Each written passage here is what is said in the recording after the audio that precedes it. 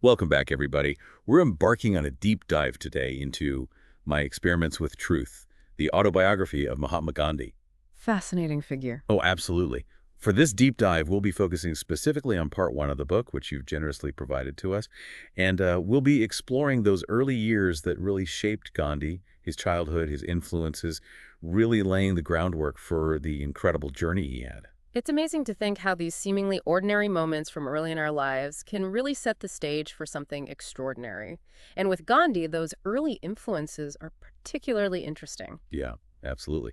So let's start by picturing young Gandhi, growing up in Porbandar, a small coastal town in India, soaking up those traditions and values that become so central to his life. What's intriguing is, even though his father served as a prime minister, giving him a glimpse into politics and governance from a young age, Gandhi describes his family as quite ordinary. It suggests that his path wasn't some sort of preordained thing because of his family status.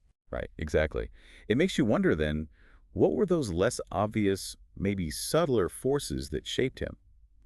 The book points to a strong religious and moral atmosphere at home, with principles like truthfulness, compassion, and even vegetarianism ingrained in their daily life. It wasn't just some abstract idea for them, though. There's this really telling anecdote from his school days. Remember the one where he refused to copy from a classmate's slate, even when the teacher suggested he should? Oh, yeah, yeah. It shows that even as a child, he had this strong sense of sticking to what he believed was right, to the truth, even if it meant going against what an authority figure was telling him, almost foreshadowing the unwavering commitment to his principles we see later in his life. Exactly, precisely. And although he struggled early on with subjects like Sanskrit, he eventually found a passion for geometry. It shows his capacity to learn and grow, even in areas that might not have come easily to him. And we can't forget that influential nurse, Ramba, who was such a big part of his childhood. She instilled in him this profound faith in God and the power of prayer, which really added another layer to his spiritual development. It's fascinating to think how all these different strands, family, education, spirituality, kind of intertwine to weave his character. And then there's this rather complex topic we need to address, his marriage at the young age of 13. Right. It's a practice that, thankfully, isn't widely accepted these days, to say the least. But in Gandhi's time and place, it was very much a cultural norm, something that he himself would come to question later on as his ideas about women's rights and equality evolved. And in the book, he's very honest about his internal struggles within that early marriage. He talks about his attempts to exert control over Kasturbai, his self-described lustful love, and it shows his willingness to be really honest, even about those difficult aspects of his personal life. It's like his personal experiences often became the catalyst for him to challenge those deeply embedded societal norms. And talking about challenging norms, let's move on to his journey to London, his decision to study law there. This wasn't just a simple choice. He faced resistance from his family, his community, even within his own caste. Imagine the courage it took to go against those expectations, those deeply held beliefs, and embark on this journey that many considered irreligious. It was a pivotal moment. He was leaving behind everything he knew and stepping into a whole new world with new ideas and perspectives. A true coming-of-age story, isn't it? Leaving the familiar to forge your own path. And it wasn't easy logistically either. He had to borrow money for the trip. His brother even had to vouch for him to secure the loan. And once he landed in England, he was met with a whole new set of challenges. Yeah, those first days in London, they were a fascinating blend of awkward encounters and self-discovery. Gandhi recounts, often with humor, how he struggled with those English customs, his shyness, the social blunders, even the food as a strict vegetarian. I can almost picture him trying to fit in as that English gentleman. He even took elocution lessons, attempted to learn the violin. It was like he was trying on different versions of himself, exploring. But what's revealing is he eventually abandons these pursuits, realizing they weren't truly him. It shows how he was developing that strong sense of self, becoming confident in his values. Instead of conforming, he doubled down on his vegetarianism, sought out vegetarian restaurants, and really delved into the works of writers like Salt, who really reinforced his beliefs. But his time in London wasn't only about social or culinary explorations. He dove deep into religious texts, too. The Bible, the Bhagavad Gita, thinkers like Tolstoy and Carlyle. It was a period of intense intellectual and spiritual growth, shaping his worldview even further. So we see him leave India grounded in tradition, navigate the complexities of English society, and emerge with a deeper understanding of himself, his principles. Each experience a stepping stone, guiding him towards the person he was becoming. And those stepping stones led him to South Africa. This was going to be a pivotal turning point in his life. It's there he had his first real jarring encounter with racism. Remember that incident on the way to Pretoria? Oh, yes. The one where he had a first-class train ticket, but because of his race, was forced into a third-class compartment. It's heartbreaking, and it's a pivotal moment in his story. Imagine that humiliation, the injustice of being pushed into a lesser space simply because of the color of your skin. It's also vividly described in the book, his refusal to move, the support he got from a fellow passenger. And that was just the beginning of his experiences with discrimination in South Africa. Little did he know, these encounters would spark a fire in him, a fire that would fuel his fight for justice, for equality, and ultimately shape the destiny of a nation. We'll dive deeper into that transformative journey in our next deep dive. But for now, I'm curious, what resonated with you the most from this glimpse into Gandhi's early life? You know, what strikes me is how seemingly ordinary, even mundane events can shape an extraordinary life. His childhood home, his school days, that pivotal journey to London, they all contributed to the intricate tapestry of his life. It makes you wonder, doesn't it, what experiences in our own lives, those ones we might not even think about much, are shaping us right now, maybe in ways we don't even realize. That's a powerful thought to ponder. And it speaks to the richness of my experiments with truth. We've just scratched the surface of part one, and I'm already eager to uncover more. So until our next deep dive, keep that question in mind. What seemingly insignificant experiences are shaping your own journey, your own story? And as we discovered in part one, Gandhi's early life had all these different threads, experiences that really shaped him. And now we're shifting our focus to South Africa. This is where he faced some truly defining moments, those challenges that would forge him into the leader we know today. It's fascinating how this place, so far from his homeland, became the crucible where his philosophy of satyagraha, nonviolent resistance, was really born. It's like destiny had a hand in leading him to that specific time and place. Gandhi arrived in South Africa in 1893, ready to take on this legal case, maybe even make a name for himself. But what he found was much more than just a legal battle. He came face to face with this harsh reality of racial discrimination. It shook him to his core. Yeah.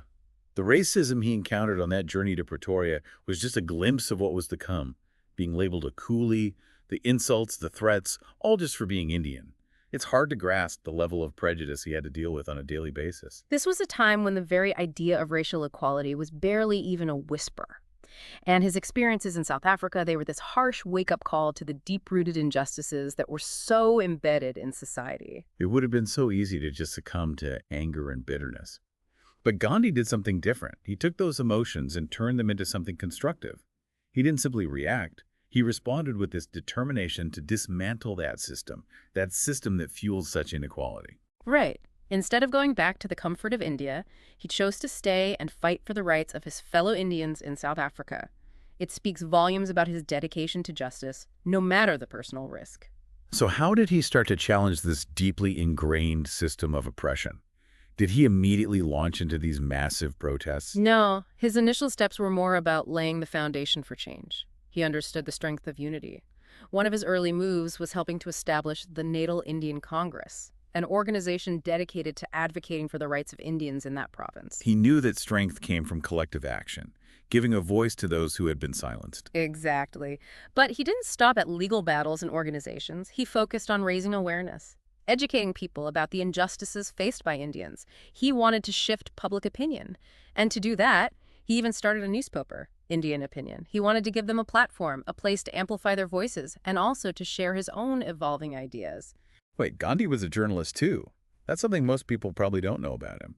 It just shows his understanding of how powerful the media can be, like a 19th century form of using social media for activism. Right. Indian Opinion became this space for him to really articulate and refine his philosophy of satyagraha, and that was going to become his most potent tool against oppression. Let's dive a bit deeper into satyagraha. How did his experiences in South Africa directly lead to the development of this powerful concept of nonviolent resistance? It wasn't like a sudden revelation. It was more like a gradual evolution, shaped by many different things. His religious beliefs, writers like Tolstoy and Thoreau, his deep aversion to violence all played a role. But it was the crucible of South Africa, the direct experience of discrimination, the brutality of the system that truly forged his philosophy. Like all those years of witnessing injustice, seeing the ugliness of oppression firsthand, cemented his belief that violence would only breed more violence. He saw that true power was in resisting injustice without stooping to the same tactics that were used to oppress. He was directly challenging the very nature of power dynamics, offering a radical alternative. It was deeply spiritual, but also strategically brilliant. Satyagraha was about appealing to the conscience of the oppressor, exposing their moral failings through unwavering moral conviction. So how did this actually play out in practice? What were some key moments in his struggle in South Africa that showed the power of Satyagraha? Well, one of the earliest instances was his opposition to these discriminatory laws being imposed on Indians, laws that restricted their right to own property, to travel, even to trade. It was a deliberate attempt to marginalize an entire community. Chilling to see how these tactics are sadly not unfamiliar, even today. In response, Gandhi organized these peaceful protests. He drafted petitions, even started boycotts. He urged Indians to resist these unjust laws peacefully. The idea was to lay bare the injustice of the system while staying on this higher moral ground. I can only imagine the courage that took, both from Gandhi and the people who stood with him. To stand up to that power, knowing there would be consequences, arrests, imprisonment, it's truly inspiring. And there were setbacks, many of them. But Gandhi's commitment to Satyagraha never faltered. That powerful story about him publicly burning his registration papers as an act of protest. Such a vivid image, right? Absolutely. It captures the essence of Satyagraha, resisting oppression with unwavering moral conviction, even if it means facing the consequences. It's a lesson for all of us, isn't it? To stand up for what's right, no matter the cost. And the South African government, used to dealing with dissent with force, was thrown off guard by this approach. How do you fight back against someone who refuses to fight you, who turns your own weapons of oppression back on you? That's the genius of it. Satyagraha takes away the power from the oppressor by showing how empty their moral authority really is. And at the same time, it creates sympathy and support for those who are being oppressed. And it did just that. It exposed the system's moral bankruptcy, making the government look like the aggressor. And that garnered support for the movement, both in South Africa and internationally. He shifted the narrative, turning the tables on those in power, all without a single act of violence. That's the brilliance of Satyagraha. It doesn't depend on brute force, but on truth, on exposing the inherent contradiction of a system claiming moral authority while perpetrating injustice.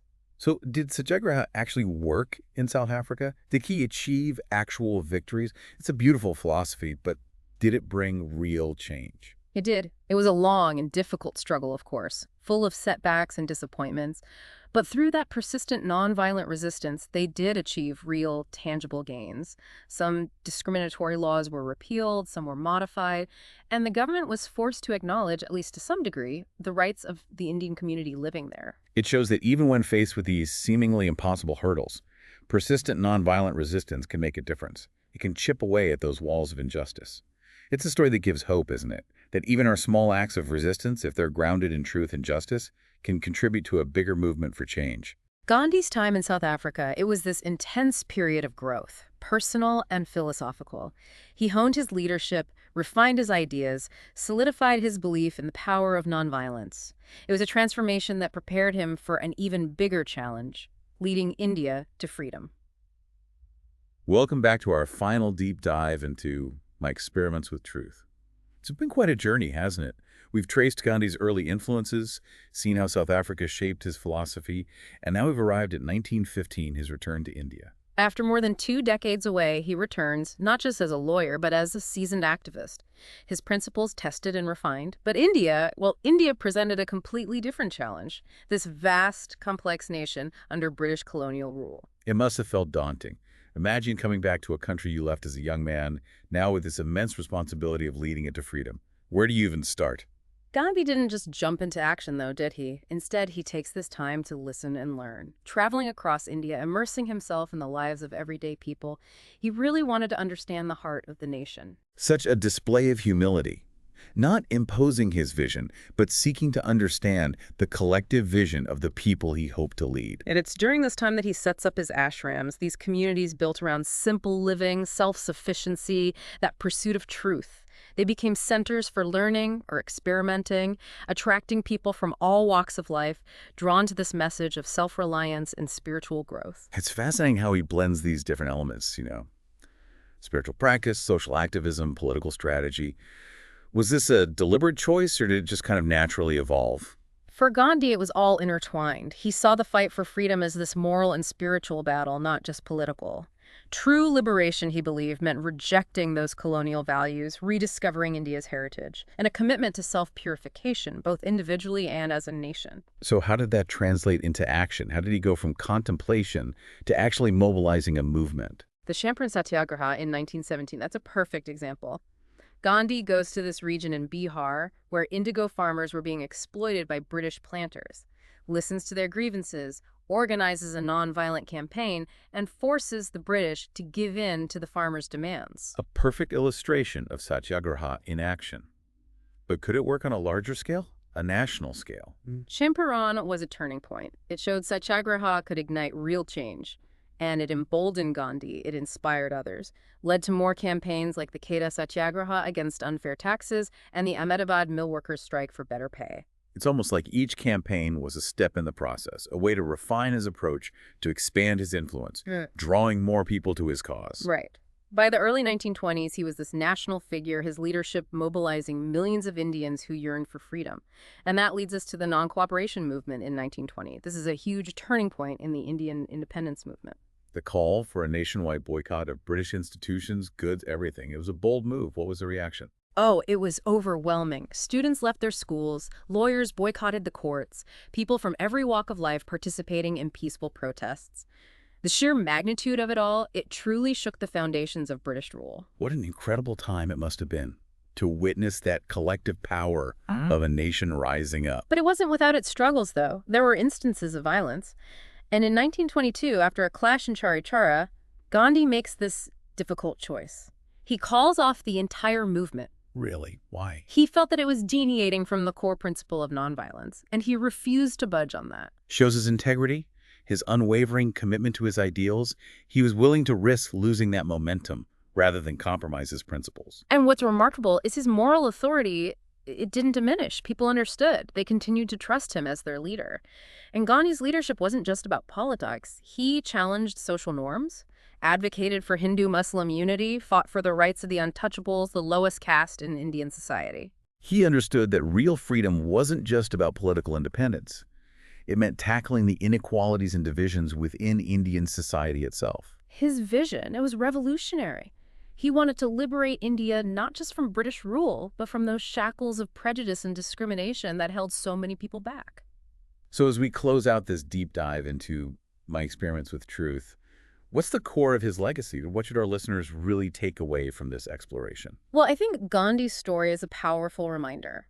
Truth and justice, they weren't just these abstract ideas, are they? They are lived experiences. They demand courage, persistence, and that willingness to challenge what we see around us. Right. And he reminds us that real change, it starts from within. Personal growth and societal change, they're connected. His life, it's like this antidote to cynicism, to despair. He shows us that even when faced with what seem like impossible challenges, every single one of us has that power within us to make a difference. And he said it best himself. Be the change you wish to see in the world. These words, they continue to resonate, to push us to take responsibility for our actions and to fight for that better future, for ourselves and for those who come after us. Thank you all for joining us on this deep dive into my experiments with truth. We hope you found inspiration in Gandhi's journey, and that you'll continue exploring his ideas, his legacy. Maybe, just like Gandhi, you'll discover that even the smallest actions, guided by that truth and compassion, can truly make a difference in the world around you.